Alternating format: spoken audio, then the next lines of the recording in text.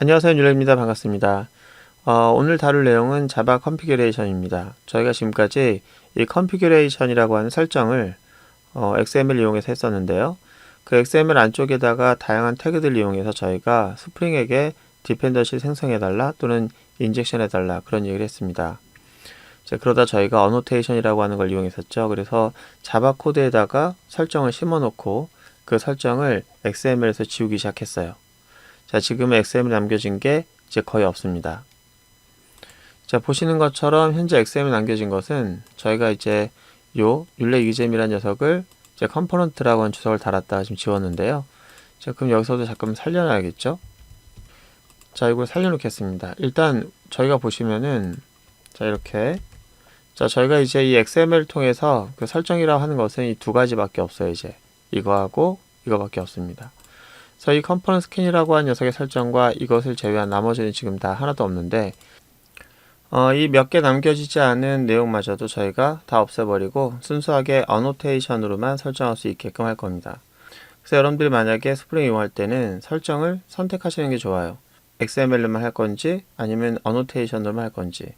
그렇지 않고 이렇게 섞어서 하는 것은 별로 좋은 방법은 아닌 것 같고요. 일단 저는 순수하게 어노테이션으로만 할 수 있는 방법을 오늘 설명하려고 하는 것입니다. 자, 그러면은 여기 남겨져 있는 이거하고 이거를 저희가 없애면은 그 설정을 어떻게 할 것이냐, 이제 그 내용을 저희가 알아보도록 하겠습니다. 지금 현재 저희가 작성한 XML은 이런 형태의 구조를 틀을 갖고 있어요. 근데 이 파일을 저희가 지울 거예요. 지우면은 이걸 대신할 수 있는 설정 파일이 있어야 되잖아요. 근데 그 녀석을 자바 클래스로 만들겠다는 거죠.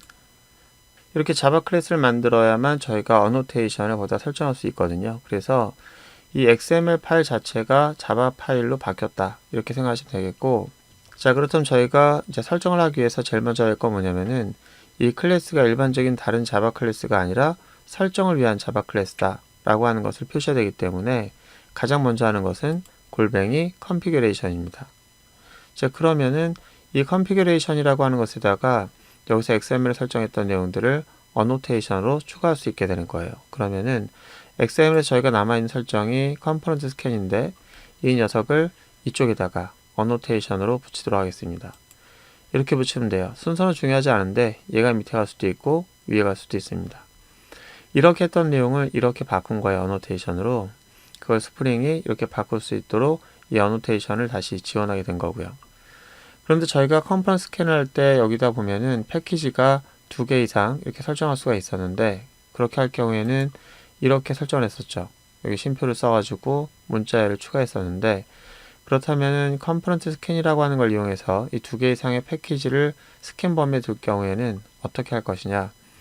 얘도 마찬가지입니다. 다만 이쪽에서는 자바 문법을 따져서 사용하는 방식으로 배열 형태로 이렇게 놓게 되죠. 일단 저희는 엔티티에 있던 그 컴포넌트 그 어노테이션을 지웠기 때문에 이 녀석은 사실 지금 필요 없습니다. 그래서 UI만 놔두고 얘를 없애도록 하면, 자, 이렇게 없어가지고 이 상태로 설정을 하도록 하겠습니다. 이번에는. 자, 그 다음에 이제 위에서 저희가 빈이라고 하는 태그를 이용해서 율레 유잼이라는 녀석을 만들었다면은 이와 똑같은 방식으로 이 구성 파일에서는 어떻게 설정할 것이냐, 이제 이런 건데요.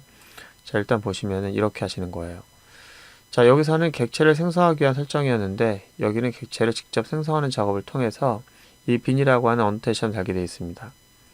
그럼 조금 이제 생소하게 느껴지는 게 뭐냐면, 이거는 객체를 생성할 때 스프링에게 부탁을 했고 이제 스프링이 설정을 통해서 디펜더를 직접 만들어 줬는데 이거는 내가 만들고 있는 거잖아요. 그죠?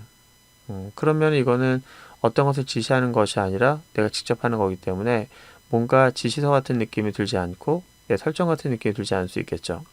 이때 우리는 객체를 직접 만드는 건 맞지만 이 빈이라고 하는 어노테이션 하는 역할은 뭐냐면은 저희가 스프링이 갖고 있는 IOC 컨테이너 있죠. IOC 컨테이너는 저희가 프로그램에서 사용할 수 있는 그런 객체들, 공유할 수 있는 객체들 모아놓고 있는 그런 컨테이너예요. 그 컨테이너에다가 이렇게 생성된 녀석을 담으려면은 저희가 생성했다고 해서 거기에 담겨지는 게 아니거든요. 이 빈이라고 하는 어노테이션을 하게 되면은 저희가 만든 것을 컨테이너에 담겨주는 거예요. 컨테이너에. 그 컨테이너에 담을 때 여기서 이 이름을 가지고 이제 컨테이너에 담겨지게 되면 저희가 이 이름을 통해서 이 컨테이너에 담겨져 있는 이 객체를 꺼내 볼 수 있었고 그래서 사용할 수 있었는데 얘도 마찬가지입니다. 이 이름이 좀 특이해요. 함수 이름이라고 하면 일반적으로 동사 형태를 갖고 있죠. 행위 형태를. 그래서 뭐 프린트다 또는 get이다, set이다 이런 식으로 무엇을 하다 라고 하는 개념으로 갖고 있는 메소드를 갖고 있는데 얘는 그냥 명사형이에요.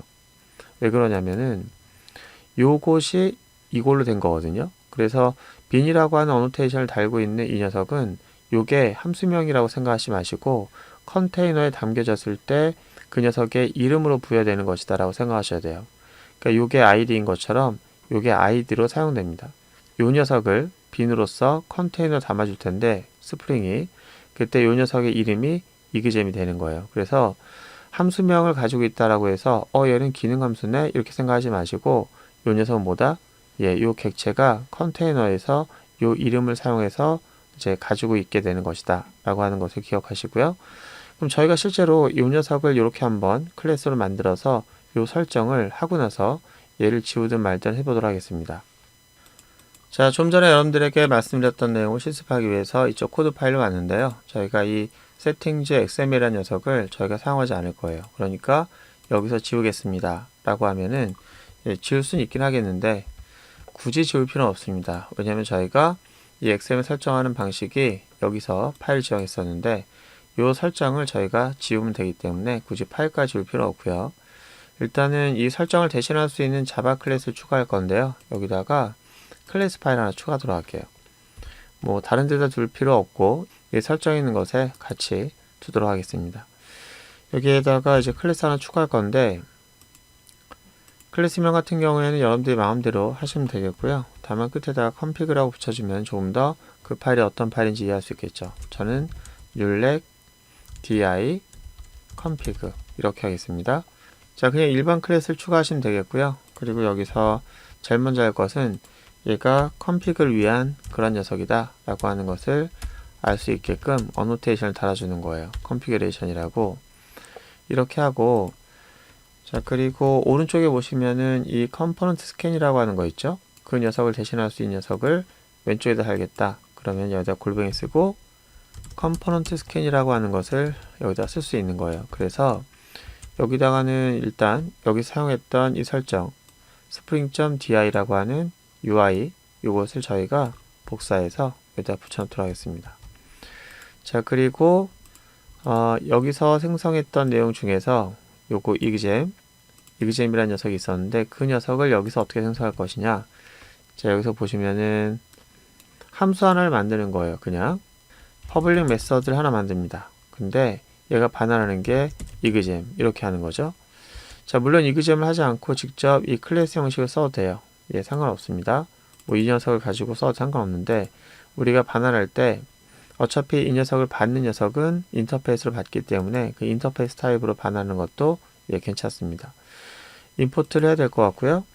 자, 여기 와서 자, 임포트 하고 자, 이 녀석을 반환하는 그런 함수명을 줘야 될 텐데 과거 같으면 만약에 어떤 객체를 반환한다거나 어떤 값을 반환할 때는 뭐 get 이그잼 뭐 이렇게 이름을 질 텐데 얘는 그렇지 않고 이름을 반드시 예, id라고 생각하고 이 녀석을 이렇게 짓는 게 바람직합니다.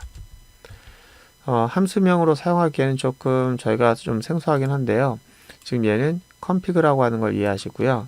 그리고 이 함수는 누가 이제 호출하게 되냐면은 스프링이 호출하게 될 거예요. 스프링은 이 bin이라고 하는 config를 저희가 설정하게 되면은 요 녀석을 호출해서 요 이름으로 얘가 만들어낸 new에서 얘가 만들어낸 이그잼 객체를 IOC 컨테이너에 담게 될 거예요. 자, 우리가 이제 임포트를 다 하고 이렇게 해서 만들게 되면은 이게 오른쪽에 있는 내용과 완벽하게 일치합니다. 이제 우리는 이렇게 어노테이션 방식 설정했던 이런 설정 파일을 쓸 것인지 아니면 XML을 설정했던 이 설정 파일을 우리가 사용할 것인지는 선택하면 되는 거예요. 자, 그럼 이걸 만들었으니까 이거 살짝 여기다 갖다 놓고 이제 사용할 수 있는 녀석이 이제 어플리케이션 컨텍스트라고 하는 녀석을 어떤 걸 쓰는 거냐에 따라서 XML 쓸 것인지 아니면 어노테이션을 사용할 것인지 결정이 되는 겁니다. 자, 그 내용을 잠깐 좀 보도록 하면 저희가 어플리케이션 컨텍스트라고 하는 녀석을 생성할 때 그때 생성할 때는 어플리케이션 컨텍스트가 지금 여러 가지가 있다고 했습니다. 그래서 지난번에는 이 세 가지를 다뤄봤어요. 세 가지. 이 세 가지는 다 XML을 기반으로 하는 그러한 컴픽을 쓰는 건데, 그 XML이 어디에 있느냐 또는 경로를 어떻게 설정하느냐에 따라서 이 방법이 사용된다고 했습니다. 그래서 지난 시간에는 이걸 가지고 했었는데, 지금은 어노테이션을 가지고 있는 자바 파일을 컴픽으로서 쓰겠다라고 할 때는 어노테이션 컴피그 어플리케이션 컨텍스트라고 하는 걸 이용해서 클래스를 대입하는 거예요. 자, 그럼 저희가 어플리케이션 컨텍스트를 생성할 때 지금까지 이거 썼지만 이제 이걸만 바꿔주면 되는 거고, 이걸 설정해주면 되는 거죠. 자, 그러면은 저희가 이거는 그대로 두고 이 밑에 있는 것만 추석 처리하고 이 생성하는 객체를 다른 걸로 만들도록 하겠습니다. 자, 여기다가 U에서 어노테이션을 이용하는 config 어플리케이션 컨텍스트 이거 이용할 거고, 저희가 지금 여기다가 설정하게 될 그 녀석이 바로 조금 전에 저희가 만들어낸 이 클래스가 될 거예요. 이 클래스 정보를 여기다가 그 정보 객체를 넣어주면 여기다가 이 녀석 점 찍어서 클래스라고 하는 것을 넘겨주면 이제 끝난 겁니다. 이 녀석을 저희가 여기다 설정을 한 거고, 이제부터는 여기 있는 설정대로 이 어플리케이션이 동작하게 되는 거예요. 와, 기대된다, 그죠? 그럼 여기 있는 내용이 정상적으로 돌아가야 되는 거예요. 분명히 이건 지금 추석을 했고요. XML 파일을 지우든 지우지 않든 상관없습니다. 이 상태에서 잘 돌아가면 되는 거예요. 자, 한번 실행해 보겠습니다. 하나, 둘, 셋. 와, 잘 돌아가요. 그죠? 와, 신기하다. 그죠? 자, 저희는 이렇게 해서 했는데, 이제 한 가지 좀만 더 언급해 보면, 이 config 파일은 하나만 가지고 설정할 수도 있지만, 여러분들이 원하시면은 나중에 이제 register라고 하는 함수 통해서 여러 개의 config 파일을 설정할 수가 있어요. 그래서 여러분들이 원하시면은 config 설정을 여러 개로 나눠서 설정할 수가 있습니다. 보시면 register에서 app.config, 만약에 이 괄호 안에서 여러 개를 한 번에 하고 싶으면은 config을 여러 개 심표로 구분할 수도 있고, 또 나눠서 이렇게 여러 번 호출해서 등록할 수도 있어요. 맨 마지막에 여기다가 refresh라고 하는 것만 호출하게 되면은 여기 설정된 내용들을 다시 읽어드림으로 해서 여러분들이 IOC 컨텐츠 담겨진 그런 객체들을 활용할 수 있게 됩니다. 자, 이렇게 해서 오늘까지 저희가 스프링이라는 녀석이 갖고 있는 그 DI 기능을 XML로도 활용해 봤고, 그 다음에 어노테이션으로 활용해 봤습니다. 다음 시간에는 DI를 넘어서서 AOP라고 하는 녀석을 스프링이 지원하고 있는데요. 그 AOP가 무엇이고 스프링을 활용할 때 AOP를 어떻게 활용할 수 있는지 그 방법을 진행하도록 하겠습니다. 오늘 고생 많으셨고요. 다음 시간부터는 AOP를 통해서 다시 찾아뵙도록 하겠습니다. 고생 많으셨습니다.